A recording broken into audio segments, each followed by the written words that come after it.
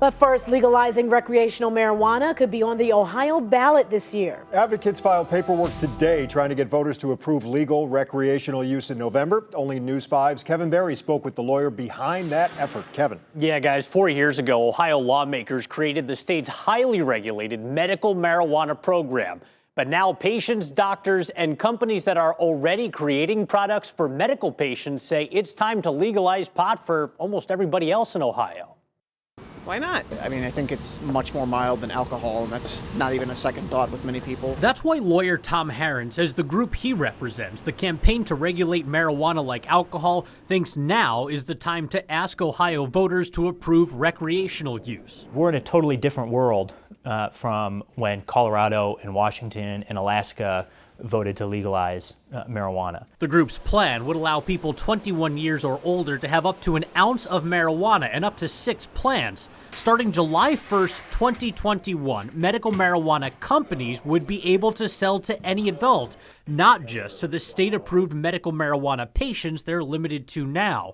The Department of Commerce will oversee the program. But the department will also then issue additional licenses.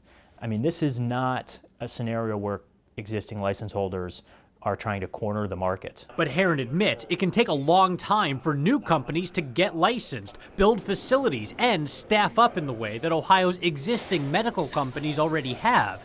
He says the point is to make sure recreational marijuana is available in Ohio as soon as possible. So our alternatives were to allow medical operators to start selling to the public on July 1, or make the case to Ohio voters that they should legalize marijuana 3 years from now. Plus, he says, November 2020 is the time to strike. 2020 will have a huge voter turnout, and marijuana legalization is now a cross-partisan issue. A Pew Research study in 2019 found that 2/3 of Americans think marijuana should be legal, with almost 80% of Democrats and a majority of Republicans backing the move.